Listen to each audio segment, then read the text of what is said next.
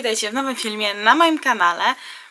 Dzisiaj przychodzę z planami czytelniczymi na październik. W ogóle za wrzesień jestem bardzo zadowolona z tego, jak idzie mi czytanie, bo w zasadzie wszystkie książki z TBR-u, które miałam, przeczytałam. Została mi jedna, za którą zabieram się już po tym, jak przesłucham audiobooka do końca, a zostało mi bardzo mało, bo tam chyba z 5 godzin, ale ja czytam, a może 4, no ale ja czytam w przyspieszeniu, a jeszcze powiem, co to za audiobook. Może. Słucham książki Casey West, miejsca, których jeszcze nie znamy. Jak na razie bardzo mi się podoba, natomiast no więcej powiem na pewno w jakichś podsumowaniach i w recenzji, która będzie na Instagramie, także tam też zapraszam, link jest w opisie filmu. No i co? I przechodzę już do opowiadania o książkach. Będzie 5 czytanych i 6 taka dodatkowa, o której powiem. Pierwsza to jest mojego challenge'u 12 książek na 12 miesięcy. Tutaj mam 2 tomy tej książki, no ale jeden z nich to Córka Żelaznego Smoka. I to jest książka, którą na pewno chcę przeczytać. Generalnie mam 3 książki z tej serii. Córka Żelaznego Smoka, Smoki Babel i jeszcze jedna jest. I teraz ja nie powiem jaka. Żona? Wnuczka Żelaznego Smoka. Coś jeszcze z Żelaznym Smokiem jest. Także może tutaj dodam po prostu napis, jak się nazywa ta książka. To jest generalnie fantastyka. Mamy tutaj Jane, która jest ludzkim podrzutkiem i próbuje się odnaleźć w tym takim fantastycznym świecie. No i jest to kraina pełna przemocy. No i pewnego dnia ona zostaje zapoznana ze smokiem, który pomaga, jakby obiecuje Jane, że pomoże jej uciec z tej krainy, gdzie ona jest na takim wygnaniu, a inni czerpią z tego korzyści. Podoba mi się to, jak jest wydana ta książka, bo w sumie poza tym, że papier jest biały, a tego niezbyt lubię, no ale trudno, to czcionka jest bardzo przyjemna i są fajne odstępy, więc na pewno ta książka wpadnie w październiku. Kolejna, o niej już mówiłam, to jest książka, którą już chciałam przeczytać w którymś TBR-ze, pewnie sierpniowym. No i tutaj bohaterami tej opowieści są mieszkańcy Nowego Jorku, każdy inny, jednak każda z tych osób jest połączona ze sobą tym, że są spragnieni miłości i poszukują bratniej duszy. Więc tego jestem na pewno ciekawa. Jest to krótka opowieść, więc na pewno będzie fajnie ją przeczytać. No i zatopić się w takim życiu Nowego Jorku. Trochę też na pewno będzie ciekawie. Krótko o niej. Kolejna to jest mój ukochany już Guy Gavriel Kay i książka Lwy Al-Rasanał. Jest to książka, która rozgrywa się w realiach XI-wiecznej Europy, w epoce schyłku Imperium Muzułmańskiego. Mamy tutaj 2 bohaterów. Jeden jest katolikiem, chrześcijaninem bardziej chyba. Jeden jest chrześcijaninem, drugi jest muzułmaninem. I oni walczą jakby o jedną kobietę, z tego co kojarzę. Tak, zakochują się obaj w tej samej kobiecie. No i generalnie ta kraina Al-Rasan to kraina, która jest targana konfliktami, przemocą. No i jakby pokój pomiędzy muzułmanami, Żydami i chrześcijanami jest bardzo trudny, nieosiągalny i wydaje się, że niepewny. Natomiast te wydarzenia, które się tutaj dzieją, pokazują nam tą książkę. Ja się cieszę, że ją zdobyłam. Kupiłam ją sobie z jakiegoś outletu, z biblioteki. Ale stan jest w sumie ok, poza tym, że nie ma tej strony jakby tytułowej. No ale trudno, przeżyję bez niej. Ważne, że treść książki jest cała i podejrzewam, że znowu zakocham się w piórze Gaya Gavriela Kaya, bo naprawdę on pisze pięknie i przemawiająco bardzo. Kolejna taka też ciekawa, też mam na nią chęci, bo to taka azjatycka książka. A mianowicie witajcie w księgarni Hunamdong. Nie wiem, czy dobrze czytam. Już od jakiegoś czasu mam w planach tę książkę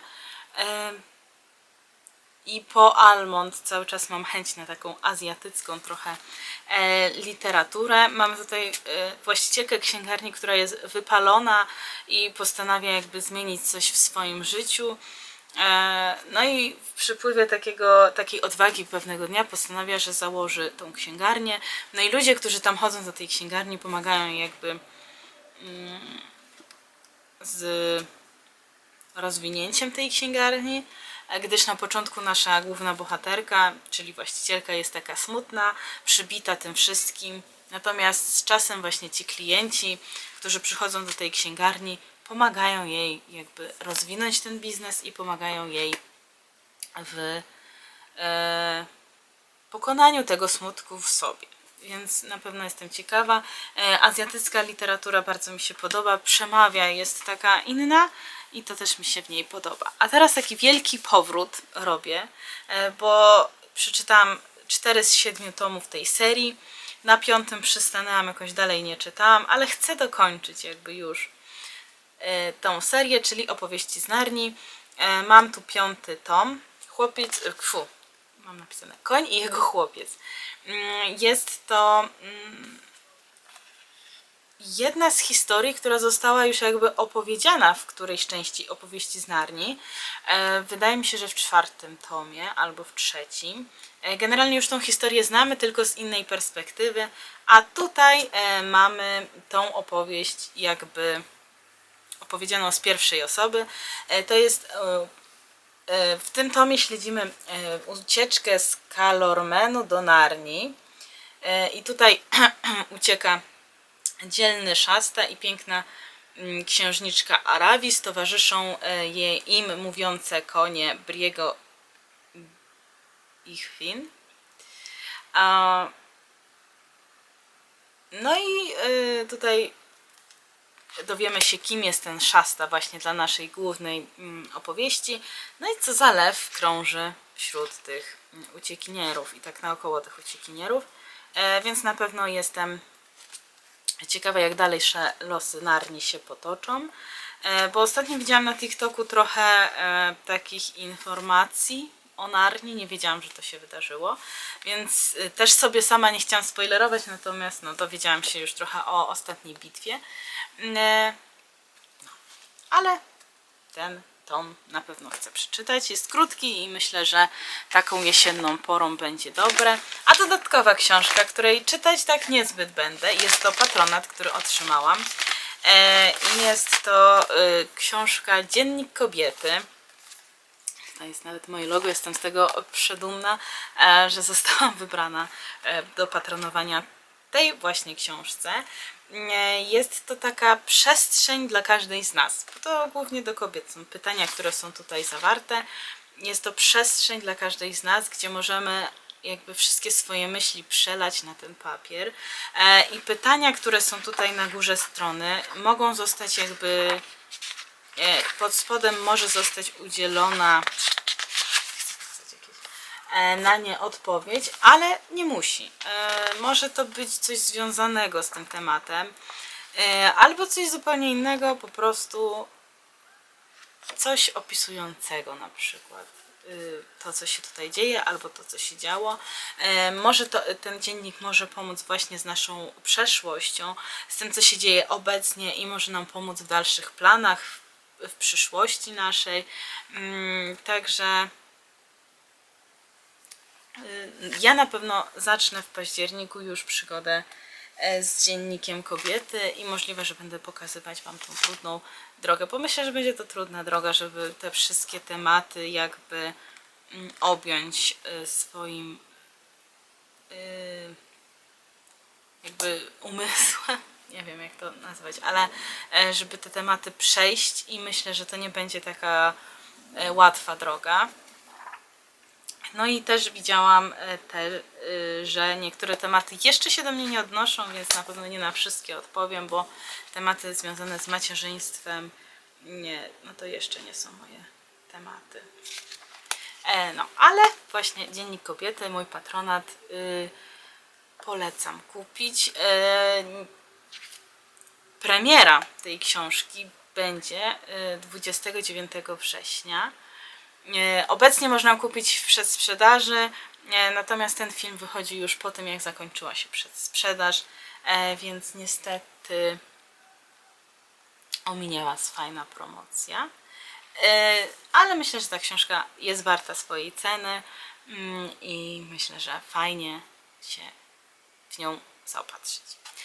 Ja przyznam się, dostałam 2 egzemplarze. Jeden podarowałam mojej siostrze, która również będzie przechodzić razem ze mną tą przygodę z wypełnianiem tego dziennika. No i co? To by było na tyle. Tak się ma mój TBR na październik. Zaraz jakoś ładniej pokażę.